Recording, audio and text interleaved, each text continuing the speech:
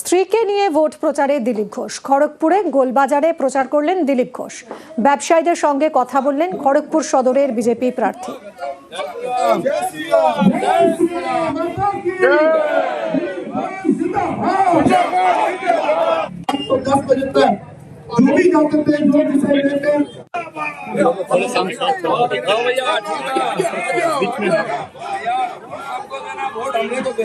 ছক্কা হাঁকালেন দিলীপ ঘোষ। প্রচারের মাঝে একেবারে অন্য মেজাজে দেখা গেল দিলীপ ঘোষকে।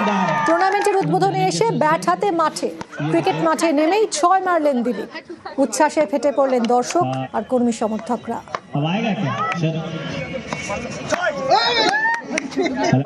कितना टीम है? आपका 10 टीम। इंदा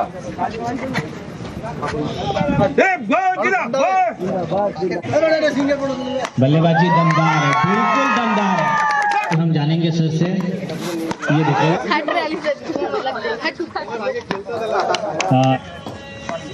अब आएगा क्या सर? নমস্কার, আমার বাংলায় মিমি রয়েছি আপনার সঙ্গে। কাল মালদায় মিছিল করবেন মমতা বন্দ্যোপাধ্যায় এবং 26-এর ভোটের প্রচারে প্রথম মিছিল ইংরেজবাজারে মিছিলে হাঁটবেন মমতা। কাল 3টে জনসভা রয়েছে এবং তারপরই মিছিল মমতা বন্দ্যোপাধ্যায়। কথা বলবো আবির আমাদের প্রতিনিধির সঙ্গে। আবির, কাল মালদায় মিছিল করবেন মমতা বন্দ্যোপাধ্যায়, এর আগে গতকাল জনসভা করেছেন, কাল মিছিলে হাঁটবেন এবং এমন একটা সময় যখন মালদার ঘটনা, এরকম একটা আবহে তিনি কাল মিছিল করতে চলেছেন, যা এবারের ভোট প্রচারের প্রথম মিছিল। কতটা তাৎপর্যপূর্ণ, কোন রুটে যাবে মিছিল, কখন? দেখো, প্রথমত হচ্ছে মালদার বিধানসভা আসনগুলি বা রাজনৈতিক দিক থেকে বিভিন্ন রাজনৈতিক দলের ভীষণ রকম ভাবে নজরে রয়েছে। এই পরিস্থিতির মধ্যেই মালদাতে যে ঘটনাটি ঘটেছে তা ঘিরেও গোটা দেশে রাজ্য রাজনীতিতে চর্চা হচ্ছে। এতদিন পর্যন্ত নির্বাচনী প্রচারে বেরিয়ে মমতা বন্দ্যোপাধ্যায় বিভিন্ন সভা করেছেন, অভিষেক বন্দ্যোপাধ্যায় তিনি সভা করছেন, সাংগঠনিক বৈঠকও করছেন, কিন্তু কোথাও যখন মমতা বন্দ্যোপাধ্যায় মিছিলে হাঁটবেন তাতে একটা সুবিধা হচ্ছে তৃণমূল কংগ্রেসের, সেটা হচ্ছে ওই নির্দিষ্ট এলাকার প্রচুর সংখ্যক মানুষের সঙ্গে সরাসরি জনসংযোগ করাটা সম্ভব হবে। এবং যেহেতু মালদার ইংরেজবাজারে তিনি 3 কিলোমিটার অংশ জুড়ে এই মিছিল তিনি করবেন, এমন একটি জায়গা সেখানে শুধুমাত্র মালদার শহরাঞ্চল নয়, গ্রামাঞ্চলেরও প্রচুর মানুষজন বিভিন্ন সময় কাজের জন্য থাকেন। এবং যেহেতু বিকেলবেলা 3:30 নাগাদ এই মিছিলটি হবে, ফলে তৃণমূল কংগ্রেসের তরফ থেকে তাদের বার্তা পৌঁছে দেওয়াটা সহজ হবে। দ্বিতীয়ত হচ্ছে যে মালদার যে 2 আসনের লোকসভা নির্বাচন, দুটো দিয়ে তৃণমূল কংগ্রেস পরাজিত হয়, তবে মালদার যে পুরো অংশের ভোট অর্থাৎ আরবান ভোট, সেটা তৃণমূল কংগ্রেস পুনরুদ্ধার করতে চাইছে।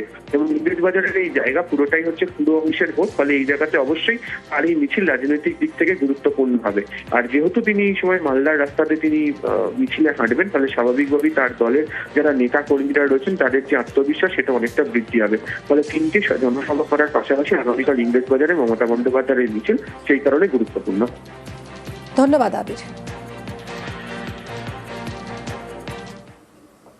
যত বেশি দিন থাকবে তত কম ভোট পাবে, নাম না করে অমিত শাহকে নিশানা মমতার।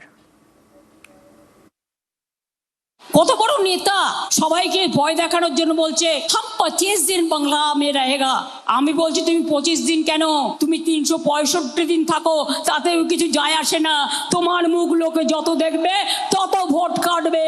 তোমার মুখের মধ্যে অত্যাচারের চিহ্ন, স্বৈরাচারের চিহ্ন, দাঙ্গার চিহ্ন। তাই বলি, যতই করো চক্রান্ত হবে তুমি ব্যর্থ, আর যতই করো হামলা জিতবে আবার বাংলা। बंगाल चुनाव में 15 दिन तक मैं बंगाल में ही रहने वाला हूं।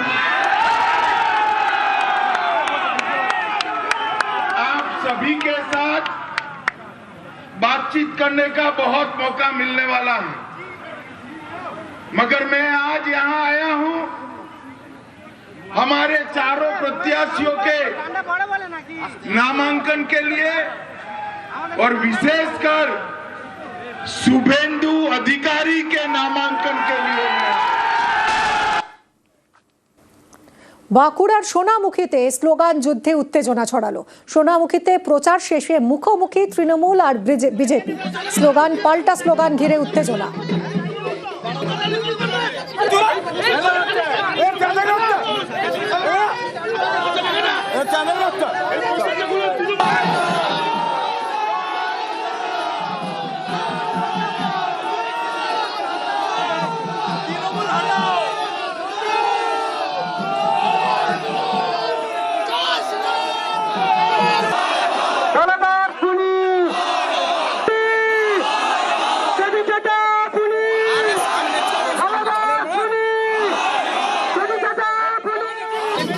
স্লোগান পাল্টা স্লোগান ঘিরে পরিস্থিতি উত্তপ্ত হয়ে ওঠে।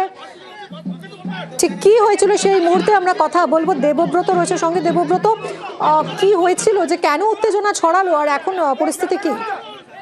একদমই দেখা, এখন পরিস্থিতি স্বাভাবিক রয়েছে। তোমাকে জানাবো, যেমনটাই সোনামুখীর বিজেপি প্রার্থী দিবাকর ঘরামি জানাচ্ছেন, সোনামুখী পৌর শহরের 14 নম্বর ওয়ার্ডে আগে থেকেই নির্বাচন কমিশনের পোর্টালে জানিয়েছিলেন যে তারা সভা করবেন। সেই পারমিশন নিয়েই তারা সভা করেছিলেন, প্রচার করেছিলেন। সেই প্রচার সেরে যখন তারা ফিরে আসছিলেন সোনামুখীর চেল মোড়ে আসে, ঠিক তখনই তাদেরকে লক্ষ্য করে বেশ কিছু তৃণমূল কর্মী সমর্থক পতাকা নিয়ে তাদের অভিযোগ যেটা গালিগালাজ করতে থাকে এবং স্লোগান দিতে থাকে।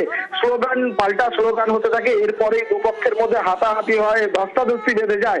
যেটা বিজেপির অভিযোগ, অদূরে দাঁড়িয়েছিল পুলিশ নির্বাক দর্শকের ভূমিকা পালন করেছিল, কারণ কোনো সহযোগিতা বা ছাড়ানোর চেষ্টা করেনি। যে কারণেই কিন্তু রীতিমতো অভিযোগ জানিয়ে সোনামুখী চৌরাস্তা মোড় এসে অবরোধ করতে থাকে সোনামুখীর বিজেপি প্রার্থী দিবাকর ঘরামি কর্মী সমর্থকদের নিয়ে। সেখান থেকেও তাকে তুলতে গেলে পুলিশের সঙ্গে বচসার সৃষ্টি হয়, বিশৃঙ্খলা সৃষ্টি হয়। বিজেপি দাবি করছে যে তাদেরকে লক্ষ্য করে এই ধরনের কাজ করা হয়েছে। অন্যদিকে তৃণমূল যেটা জানাচ্ছে, কারণ আজকে অভিষেক বন্দ্যোপাধ্যায় সভা ছিল পাত্রসাহেরে, সোনামুখী বিধানসভা এবং ইন্দাস বিধানসভার দুই প্রার্থীর হয়ে প্রচার ছিল। সেখান থেকে কর্মী সমর্থকেরা বাড়ি ফিরছিল, তখনই তাদের সঙ্গে দেখা হয়, তাই এই ঘটনা ঘটেছে।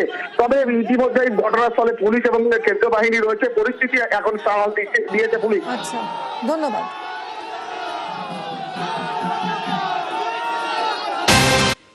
ভোটের কাজে পক্ষপাতিত্বের অভিযোগ, আর তাই খণ্ডঘোষের জয়েন্ট বিডিও সাসপেন্ড।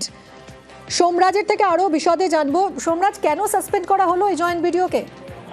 দেখো, পূর্ব বর্ধমান জেলার খণ্ডঘোষ ব্লকের জয়েন্ট বিডিওকে সাসপেন্ড করেছে নির্বাচন কমিশন এবং তার বিরুদ্ধে বিভাগীয় তদন্ত শুরু করার নির্দেশ দেওয়া হয়েছে। কেন নির্দেশ দেওয়া হয়েছে না, তার বিরুদ্ধে পক্ষপাতিত্বের অভিযোগ উঠেছে। গত 2রা এপ্রিল রাজ্যের মুখ্য নির্বাচনী আধিকারিকের দপ্তর রিপোর্ট দেন জাতীয় নির্বাচন কমিশনকে এবং সেই রিপোর্টে তিনি উল্লেখ করেছেন যে জয়েন্ট বিডিও যিনি নির্বাচনের কাজে খণ্ডঘোষ বিধানসভায় গুরুত্বপূর্ণ কাজ পরিচালনা করছেন, তিনি পক্ষপাতিত্ব করছেন। তেমনটাই রাজ্যের মুখ্য নির্বাচনী আধিকারিকের দপ্তরের তরফে রিপোর্ট পাঠানো হয় জাতীয় নির্বাচন কমিশনকে এবং তারপরেই জাতীয় নির্বাচন কমিশনের তরফে আজ সাসপেন্ড করার নির্দেশিকা জারি করা হলো এবং রাজ্যের মুখ্য সচিবকে জানানো হলো যে এই পদে কাকে নিয়োগ করা হবে তার জন্য নামের তালিকা পাঠাতে, এবং শুধু তাই নয়, আগামীকাল সকাল 11টার মধ্যে এই নির্দেশিকা কার্যকর করার কথাও রাজ্যের মুখ্য সচিবকে চিঠি পাঠিয়ে জানিয়েছে জাতীয় নির্বাচন কমিশন। ধন্যবাদ সোমরাজ।